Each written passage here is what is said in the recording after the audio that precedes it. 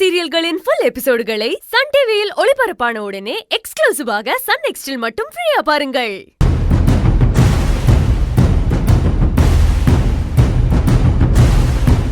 ஈஸ்வரி, நீ இன்னும் ஒரு அடி எடுத்து வச்ச நான் யார சுடுவேன்னு எனக்கே தெரியாது. சம்பத் சார், நீங்க நடந்துக்கிறது கொஞ்சம் கூட நல்லா இல்ல. என்ன நல்லா இல்ல? நான் என் அக்கா கிட்ட நியாயம் கேட்டுட்டு இருக்கேன், நீ அனாவசியமா குறுக்க வராத. நியாயம் கேக்குறவர் கையில துப்பாக்கி எதுக்கு?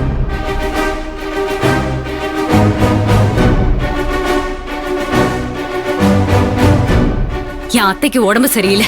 நீங்க கேக்குற நியாயத்துக்கு பதில் சொல்ற நிலைமையில அவங்க இப்ப இல்ல.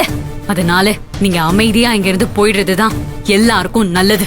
பர்டிகுலரா உங்களுக்கு ரொம்ப ரொம்ப நல்லது. என்ன மிரட்டுறியா? உன் மிரட்டலுக்கு நானும் பயப்பட மாட்டேன், என் துப்பாக்கியும் பயப்படாது.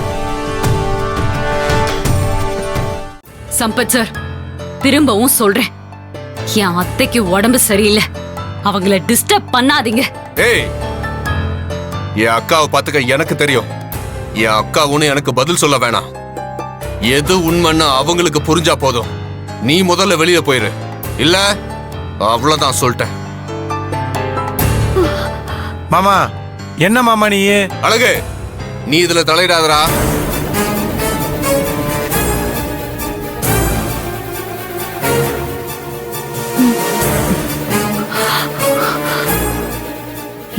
ஈஸ்வரி, நீ போ, நான் பாத்துக்கிறேன். இல்லத்த, என்ன மன்னிச்சிடுங்க, என்னால வெளியே போக முடியாது. ஈசு, தயவு செஞ்சு நீ வெளியே போயிரு ஈசு.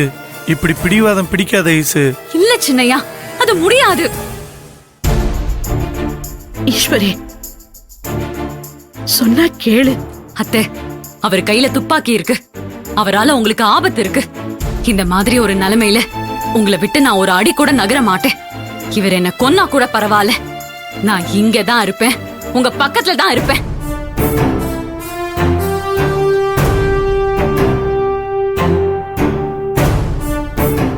நீயே யோசிச்சு பாருக்கா, மாமாவோட நினைவு நாள் அன்னைக்கு பாதுகாப்புக்கு போலீஸ வர வச்சது இவதான். நானும் கிரிஜாவும் அப்பவே போலீஸ்லாம் எதுக்கு, அவங்கள போக சொல்லுங்கன்னு சொன்னோம். ஆனா ஈஸ்வரியும் அழகும், போலீஸ் இருந்தா உங்களுக்கு என்ன பிரச்சனை, நீங்க ஏதாவது சதி வேலை பண்ண போறீங்களான்னு கேட்டு எங்க மனசை எவ்வளவு கஷ்டப்படுத்தினாங்க. இவதான் போலீஸ வர வச்சு ரொம்ப உங்களுக்கு சப்போர்ட் பண்ணிட்டு இருந்தா. அந்த போலீஸ்காரன் தான் உன் கழுத்து அறுத்தாங்கா. என் கிரிஜாவை அடையாளம் தெரியாத அளவுக்கு அடிச்சு போட்டு அவ இப்ப கோமால கிடக்குறா. இது எல்லாத்துக்கும் காரணம் இதோ நிக்கிறா பாரு, இவதான். இவ ஆளுங்களை எல்லாம் வர வச்சு பக்காவா பிளான் பண்ணி முடிச்சிட்டு இப்ப பழிய ஏன் மேல போட பாக்குறாக்கா. உங்க கட்டுக்கதை ரொம்ப நல்லா இருக்கு சார். எது கட்டுக்கதை? உன்னை பத்தி இன்னும் நான் எடுத்து விடவா? நீ எவ்வளவு பயங்கரமானவன்னு நான் சொல்லட்டுமா? போலீஸ் வேஷத்துல ரவுடிகளை வர வச்சு என் அக்காவையும் கிரிஜாவையும் போட்டு தள்ள பார்த்தத இன்ஸ்பெக்டர் பார்த்திருக்காரு. அதனாலதான் அவரையும் உன் ஆளுங்களை அனுப்பி நடு ரோட்ல வச்சு தீத்து கட்டி இருக்க. இதெல்லாம் எனக்கு தெரியாதுன்னு நினைச்சிட்டு இருக்கியா நீ? அக்கா, இதையெல்லாம் உங்ககிட்ட சொல்லி புரிய வைக்கதான்க்கா நான் இங்க வந்தேன். பேசி முடிச்சிட்டீங்களா? என்ன பத்தி என்ன வேணாலும் சொல்லுங்க, எனக்கு அத பத்தி கவலை இல்ல.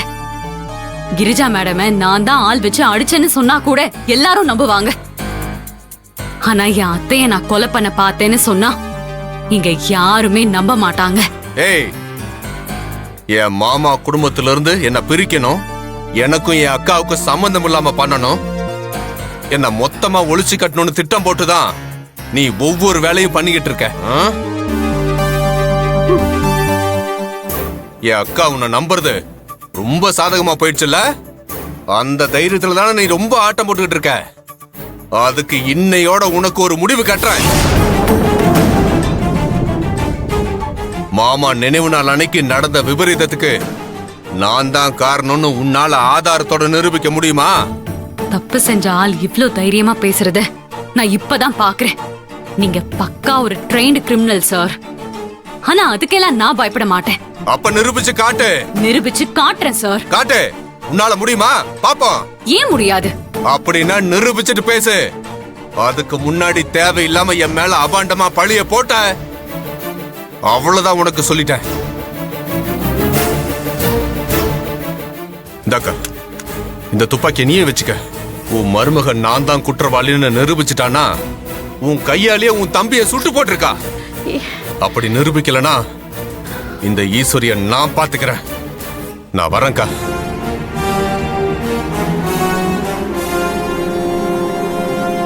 அண்ணி, இந்த துப்பாக்கி என்கிட்ட கொடுங்க. அந்த சம்பத்தை போட்டு தள்ளிட்டு நான் ஜெயிலுக்கு போறேன். சக்தி சார் விடுங்க. என்ன ஈஸ்வரி, இதுக்கு மேலே விட்டு வைக்க சொல்றியா அவன?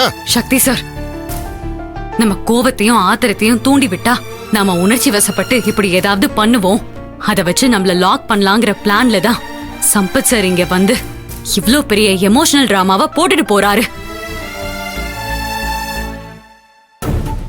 அவரோட பிளானுக்கு நாம பலிகாட ஆயிடவே கூடாது சார். அவரை இப்படியே விடுங்க. அவரால தப்பிக்கவே முடியாதுன்னு அவருக்கு நல்லாவே புரிஞ்சு போச்சு. அதனாலதான் அவரை நல்லவருன்னு காட்டிக்க இப்படி நடிச்சுட்டு போறாரு. போட்டும் விடுங்க சார்.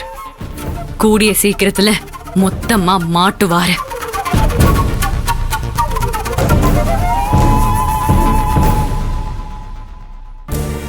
அத்தை, நான் ஏற்கனவே உங்ககிட்ட சொன்னதுதான்.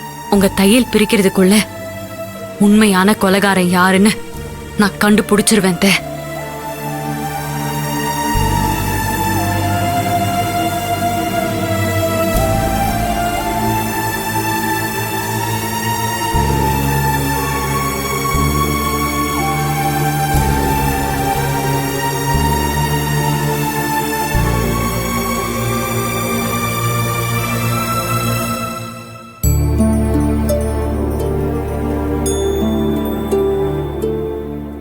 சின்னையா, நான் கெஸ்ட் ஹவுஸ்க்கு போயிட்டு வந்துடுறேன்.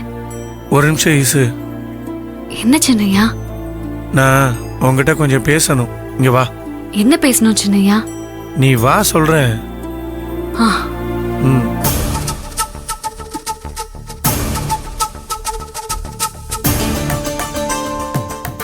உட்காரு ஈசு. இல்ல, நீங்க உட்காருங்க. இல்ல ஈசு, இருக்கட்டும். ஈசு, நான் என்ன சொல்ல வரேன்னா, இத பாருங்க சின்னையா, கதிரை பத்தி ஏதாவது பேச ஆரம்பிச்சீங்க நான் கொலை காண்டாயிடுவேன் பாத்துக்கோங்க. இல்ல ஈசு, நான் கதிரை பத்தி பேசுறதுக்காக கூப்பிடல. இது வேற. என்ன?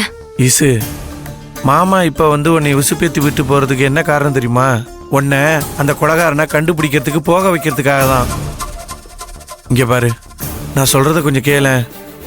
ஆபத்தை நீயே விலை கொடுத்து வாங்காத. கொலைகாரனை கண்டுபிடிக்கிறதுக்குலாம் நீ போக வேணாம் ஈசு. சின்னையா, நான் சொல்றதை நீங்க கேளுங்க.